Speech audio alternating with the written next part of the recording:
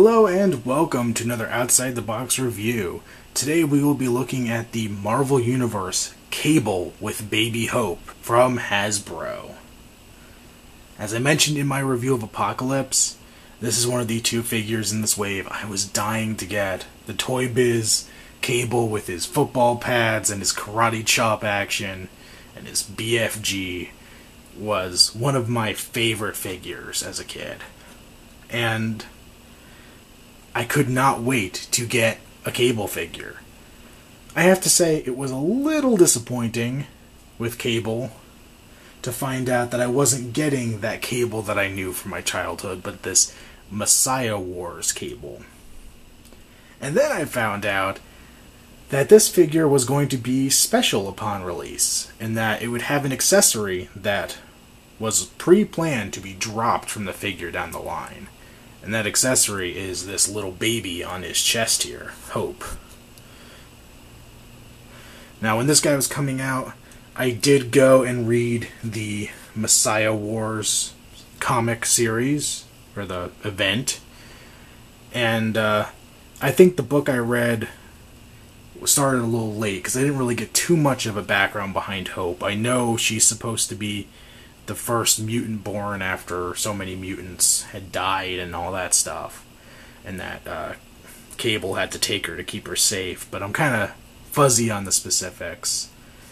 But knowing that this was a limited thing to have the baby, I knew I had to pick up the figure with the added accessory, or else I probably would regret it in the future. Cable is really cool looking. And despite him not being the exact Cable I remember from the 90s, he has a lot of the trademarks, and he still looks really, really good. And he comes loaded with accessories. The baby on his chest is removable, and just leaves a hole in the front, and you can see it's just the kind of facade of the child on his chest plate. And then you can take this alternate chest plate without the baby and put it on his chest. And in all reality, there's a high chance I'll end up displaying him with the standard chest plate, which I know to a lot of people, especially those who are already having trouble finding Cable with Hope, may be kind of sacrilegious. But I don't know. It's kind of a different look for him.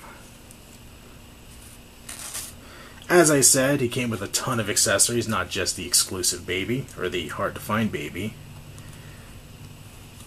There's this nice big spear, or axe, or whatever it is.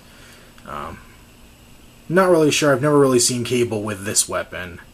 I don't know if it's actually a weapon, or if it's just like a piece of metal he plucked out of the ground or something, but it is really nice looking. I probably won't have him displayed with this either, honestly, because he also comes with guns. You can see here on his back he has his BFG, which does peg into a little, well, there is a peg on his back that fits into the part of the gun there. So you could take Cable, and I mean either one of his hands work, both are designed to hold triggers. You can put his gun in his hand there. It looks really nice, really futuristic. And in his holster here, he has a handgun, which you could take out and put in his other hand if you want. Interestingly enough, I know Hasbro loves reusing parts, but both of these hands he has feature trigger fingers, yet neither of these guns actually feature triggers. So it is kind of a interesting thing that they would give him those type of hands and not just more simplified ones. I love that Cable has a place to carry both of his guns, that if you wanted to display him with the spike, you can actually put his guns on him and still have him displayed. Cable comes with his standard Marvel Universe stand, nothing special. I was really big into these stands when I first saw them. Actually, as strange as it sounded, it was kind of a selling point for the figures for me, until I learned that Series 1 did not come with them. And then I have all these Series 1 figures that don't have a base, and multi-pack figures that don't have a base. So now I'm leading more and more towards not using these, and I'm actually thinking about picking up some generic clear 3 3/4 inch figure stands for displaying these guys. Now, one complaint I might have about Cable is he actually kind of has too much articulation and too much stuff. His head rotates side to side, and it has that special little joint in there where it's actually not just a ball joint for looking up and down. Unfortunately, on my figure, this joint's loose, so he gets kind of a bobblehead effect. Shoulders are ball jointed, rotate the upper arm, bend at the elbow, and rotate the wrist. The chest, he has a ball jointed upper torso, and he can also rotate at the waist, which seems completely unnecessary, and it continually screws up his belt. And his belt is tied into his leg, which kind of hinders articulation as well, as does this upper chest part that kind of hinders the ball joint in there. The legs, standard Marvel Universe, you can move them in and out. It has a swivel at the upper leg, which I am happy to see more and more figures getting. Double jointed at the knee. And oddly enough, as you can see, the knee pad for his boot is here, but the lower part of his boot is actually separately articulated. And you can bend the foot and swivel it side to side.